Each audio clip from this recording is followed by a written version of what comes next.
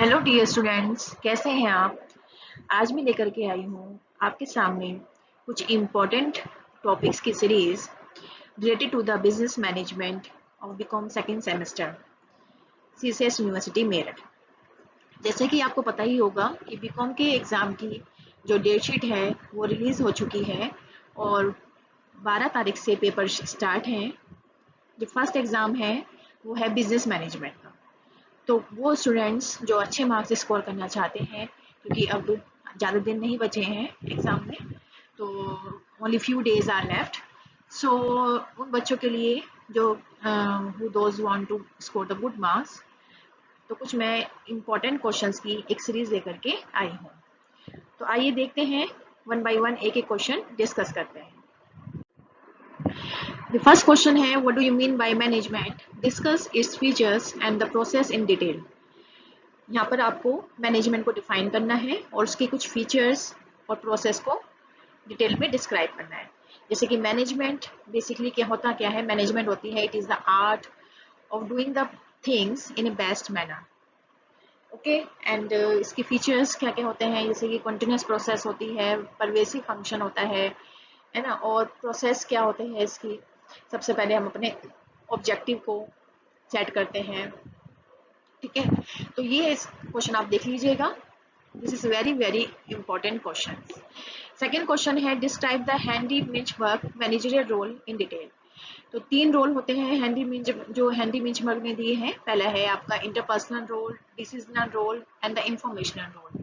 तो यहाँ पर आप तीनों रोल्स को वन बाय वन डिटेल में डिस्कस करेंगे। Next question, discuss the theories of the management. तो जब हम मैनेजमेंट की थ्योरीज की बात करते हैं तो 3 थ्योरीज आती हैं इसके अंदर। पहली थ्योरी है हमारी क्लासिकल थ्योरी। क्लासिकल थ्योरी में जैसे कि आप इसके अंदर हेनरी फ्योल ने जो प्रिंसिपल्स ऑफ मैनेजमेंट है जो डिस्कस करे हैं वो आएगा इसके अंदर। और जो साइंटिफिक मैनेजमेंट जो कि एफ.डब्ल्यू. टेलर ने दी है थ्योरी, वो इसके अंदर आएगी। New classical theory and the modern theory. Modern theory में जैसे कि सिस्टम अप्रोच, ठीक है, कंटीजेंसी अप्रोच, ये आपकी मॉडर्न थ्योरी के अंदर आएंगे। तो इसको भी आप देख लीजिएगा। This is very very important question. Next question है, what do you mean by planning and explain the steps involve in the planning process. तो बेसिकली प्लानिंग होती क्या है, प्लानिंग के अंदर हम डिसाइड करते हैं एडवांस में the future course of action. तो basically it is a process of deciding in advance the future course of action, यानी कि हमें फ्यूचर में क्या जो करना है उसको हम एडवांस में डिटरमाइन करते हैं। और क्या क्या स्टेप्स होते हैं प्लानिंग के अंदर, वो आप देख लीजिएगा। This is also very very important question. Next question number 5, state the process of MBO along with its advantage and the disadvantage। MBO जिसे हम मैनेजमेंट बाय ऑब्जेक्टिव कहते हैं। तो बेसिकली MBO होता क्या है कि इसमें हम अपने जो ऑर्गेनाइजेशनल गोल्स हैं, ठीक है, उसको सेट कर लेते हैं कि जैसे कि जो एम्प्लॉइज हैं उनको उनको क्या करना है, what they are expected to do in the organisations. Basically it is the process of setting the objectives for the top management as well as the lower level management। इसके एडवांटेज और disadvantage को देख लेना आप। Next question number 6 है, explain the different forms of the organisation along with this merits and demerits.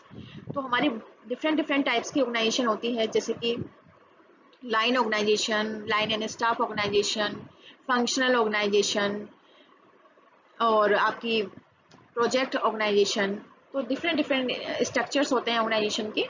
ठीक है, तो ऑनलाइन ऑर्गेनाइजेशन में क्या होता है, जो हमारी अथॉरिटी होती है वो लाइन के फॉर्म में फ्लो करती है। ठीक है, अथॉरिटी हमारे ऊपर से नीचे की तरफ फ्लो करती है और जो रेस्पॉन्सिबिलिटी है वो नीचे से ऊपर की ओर फ्लो करती है। उस हम लाइन एंड स्टाफ में क्या होता है, लाइन मैनेजर्स होते हैं एंड द स्टाफ होते हैं। ठीक है, तो स्टाफ लाइन को क्या करते हैं, एडवाइस करते हैं।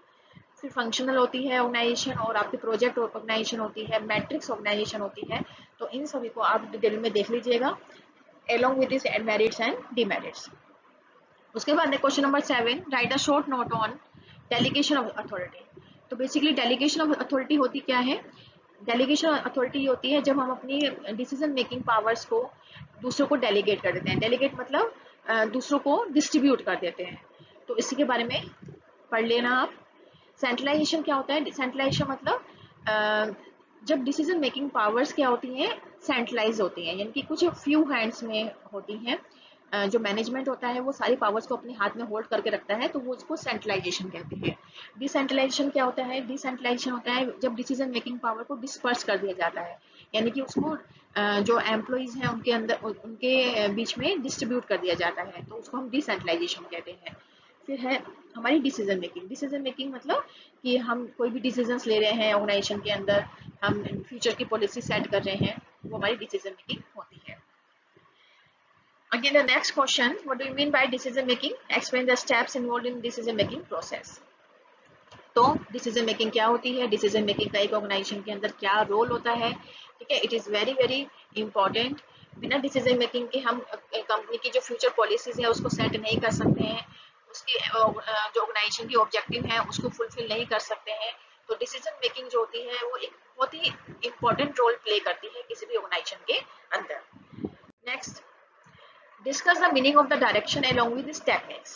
ठीक है, तो डायरेक्शन बेसिकली क्या होता है, डायरेक्शन बेसिकली जो डायरेक्शन हमें डायरेक्शन देता है, जैसे कि जो हमें गाइड करता है, ठीक है। जो तो direction basically it is basically related with the motivating and giving the giving the guidance and directions along with these techniques। तो टेक्निक्स क्या क्या यूज की जाती हैं डायरेक्शन करने के लिए, वो आप इसमें देख पढ़ेंगे। नेक्स्ट क्वेश्चन है, explain the coordination as an essence of management. Coordination होता है कि जब हम किसी भी काम को कोऑर्डिनेशन से करते हैं, यानी कि यूनिटी से करते हैं, तो हम कहते भी हैं यूनिटी इज द स्ट्रेंथ। तो किसी भी मैनेजमेंट के अंदर जो कोऑर्डिनेशन है वो एक बहुत ही इंपॉर्टेंट रोल प्ले करता है। बिना कोऑर्डिनेशन के हम किसी भी ऑर्गेनाइजेशन के ऑब्जेक्टिव को पूरा नहीं कर सकते हैं। तो it plays a very important role in the organization, the management। Next question है, what do you mean by communication? Explain its process along with its types। तो communication basically क्या होता है? Communication होता है whenever one person exchange some information, some ideas to other person। यानी कि आप कह सकते हैं कि exchange of the information or the ideas between two or many persons। जब हम अपने आइडियाज को, अपनी इंफॉर्मेशन को दूसरे लोगों के साथ शेयर करते हैं तो वो हमारा कम्युनिकेशन कहलाता है। उसकी प्रोसेस क्या होती है, जैसे कि हमारा सबसे पहले क्या होता है, सेंडर होता है, ठीक है। ये आपने देखा होगा, इसमें सेंडर होता है, उसके पास एक मैसेज होता है, देन इनकोडिंग होती है, वो उसको मैसेज को इनकोड करता है, देन चैनल सेलेक्ट करता है, देन डिकोडिंग होती है, रिसीवर होता है, और देन लास्ट में फीडबैक होता है। तो ये इसकी प्रोसेस होती है। और कितने टाइप्स का होता है, जैसे हमारा फॉर्मल एंड इनफॉर्मल कम्युनिकेशन, जैसे हम या फिर इसको वर्बल और नॉन वर्बल कम्युनिकेशन होता है। वर्बल हमारा 2 टाइप्स का हो सकता है, either it can be the oral communication और द रिटन कम्युनिकेशन। और नॉन वर्बल कम्युनिकेशन हमारा क्या होता है, जिसमें कि हम गेस्चर्स यूज करते हैं, ठीक है। गेस्चर्स यानी कि आई कॉन्टेक्ट है, हैंड मूवमेंट्स हैं, तो ये हमारा नॉन वर्बल कम्युनिकेशन के अंदर आएगा। उसके बाद है, what do you mean by barriers of communication? What methods you will follow to overcome this? तो बहुत सारे तरह के बैरियर्स होते हैं, साइकोलॉजिकल बैरियर्स होते हैं, पर्सनल बैरियर्स होते हैं, टेक्नोलॉजिकल बैरियर्स होते हैं।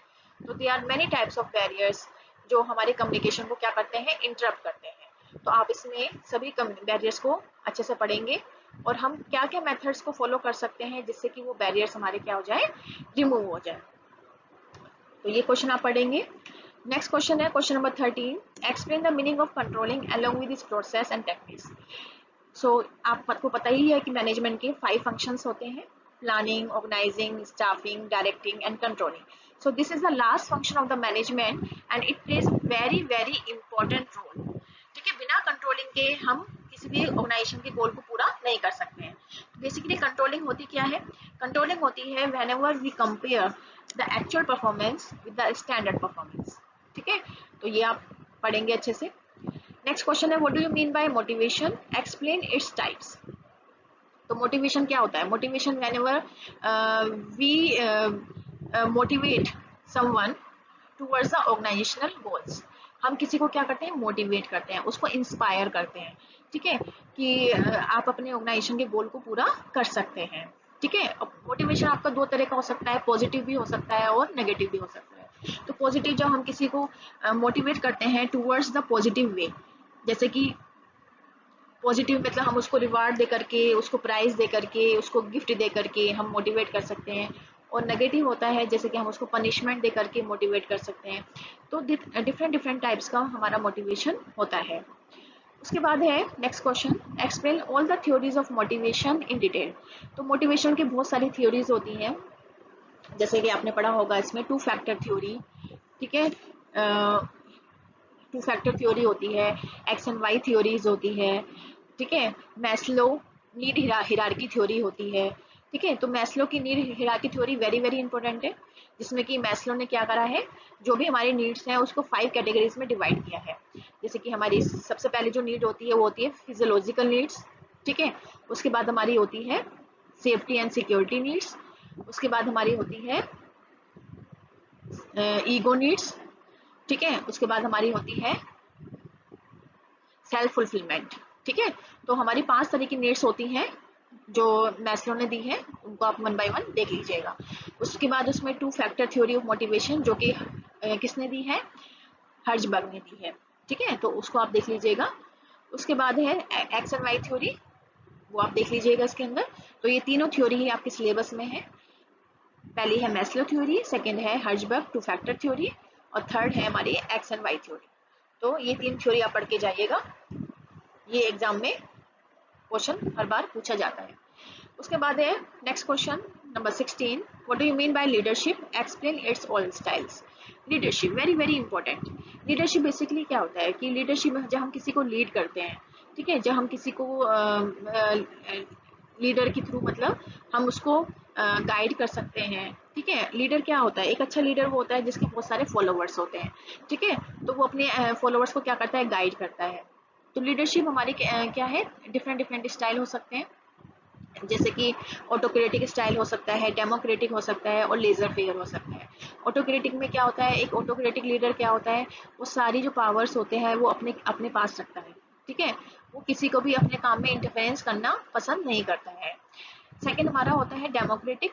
तो डेमोक्रेटिक क्या करता है, जो डेमोक्रेटिक लीडर होता है वो किसी भी डिसीजन को लेने से पहले अपने एम्प्लॉइज को उसमें इन्वॉल्व करता है और उनसे उनकी एडवाइस को पूछता है। और तीसरा होता है लेजर फेयर। लेजर फेयर क्या होता है, जिसको हम फ्री रेंज स्टाइल भी कहते हैं। तो इसके अंदर क्या होता है, सारी जो डिसीजन मेकिंग पावर्स होती हैं वो एम्प्लॉइज के हाथ में होती है, लीडर को उससे कोई मतलब नहीं होता है। तो ये डिफरेंट डिफरेंट स्टाइल्स होते हैं लीडरशिप के, वो आप ध्यान से पढ़ेंगे। And the last question, explain all the theories of leadership in detail. तो लीडरशिप की डिफरेंट डिफरेंट थ्योरीज दी गई हैं, ठीक है। तो ये भी क्वेश्चन आप अच्छे से पढ़ लेना। तो ये कुछ क्वेश्चंस थे, इसमें मैंने आपको 17 क्वेश्चंस बताए हैं जो आपके पूरे सिलेबस को कवर कर रहे हैं। और इसमें जो भी क्वेश्चंस मैंने आपको बताए हैं वो सारे यूनिट में से कवर किए गए हैं। ऐसा नहीं है कि कोई यूनिट छोड़ दी गई है, आपके सिलेबस में 4 यूनिट है और जो हर क्वेश्चन है वो हर यूनिट में से पूछा गया है। तो आई थिंक अगर आप इस क्वेश्चन को करके जाएंगे तो definitely you will score the good marks. And आप इसमें अभी से तैयारी करने में लग जाइए और इन क्वेश्चंस को पढ़ना शुरू कर दीजिए। तो आज के लिए बस इतना ही। In the next video I will come for the new subject, ठीक है।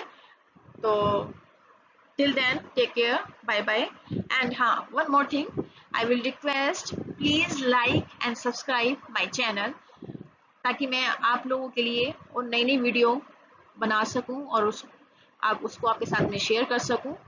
तो अगर आप मुझे मोटिवेट नहीं करेंगे तो मुझे मोटिवेशन नहीं मिलेगा, ठीक है। तो it's my request to all of you, please like and subscribe my channel. तब तक के लिए till then take care and bye bye.